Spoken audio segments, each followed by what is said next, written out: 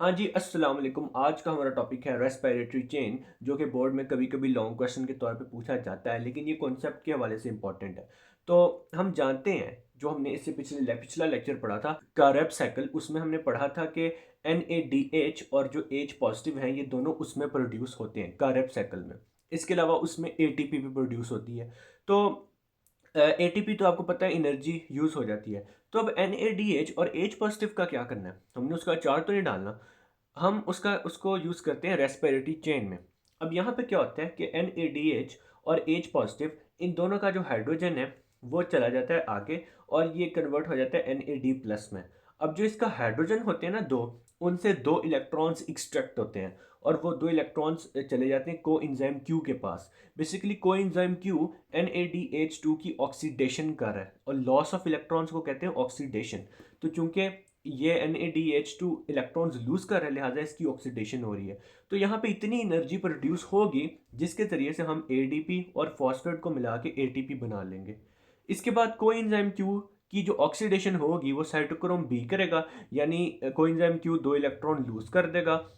इसके बाद cytochrome B की ऑक्सीडेशन करेगा और दो इलेक्ट्रॉन उससे ले लेगा, और यहाँ पे इतनी एनर्जी प्रोड्यूस होगी कि एडीपी और पीआई मिलके एटीपी बना लें। तो अब तक हमारे पास दो एटीपी बन चुकी हैं। इसके बाद आता है साइटोक्रोम ए और साइटोक्रोम A3। वैसे इनको इकट्ठा साइटोक्रोम ए भी बोला जाता है। तो साइटोक्रोम ए और साइटोक्रोम A3 ये भी दोनों ऑक्सीडेशन करते हुए साइटोक्रोम सी से आगे दोनों इलेक्ट्रॉन्स को ले जाएंगे।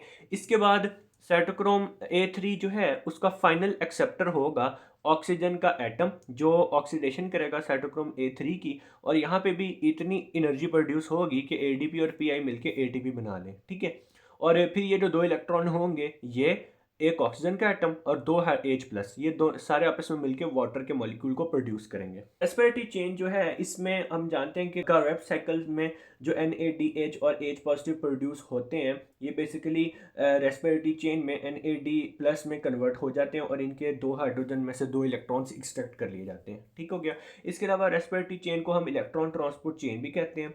NADH2 अपना ट्रांसफर करता है हाइड्रोजन एटम्स रेस्पिरेटरी चेन में, जहाँ पे उसके इलेक्ट्रॉन्स को एक्सट्रैक्ट किया जाता है, और वो ट्रांसपोर्ट हो जाता है एक सीरीज में ऑक्सीडेशन और रिडक्शन स्टेप्स के।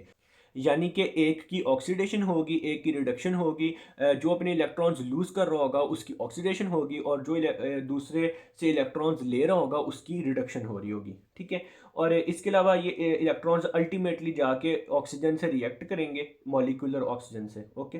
ये जो ऑक्सीडेशन और रिडक्शन सब्सटेंसेस हैं जो हमने चेन में पढ़े थे, इनमें सबसे पहले तो एक कोएंजाइम है, कोएंजाइम क्यू, और सीरीज है साइटोक्रोम एंजाइम्स की B, C, A और A3, और एंड पे हमारे पास आ जाएगा हमारा मॉलिक्यूलर ऑक्सीजन। ठीक। अच्छा, साइटोक्रोम्स को देखें ना, तो ये इलेक्ट्रॉन ट्रांसपोर्टिंग सब्सटेंसेस होती हैं, यानी कि इलेक्ट्रॉन्स को आगे आगे ट्रांसपोर्ट करते रहते हैं।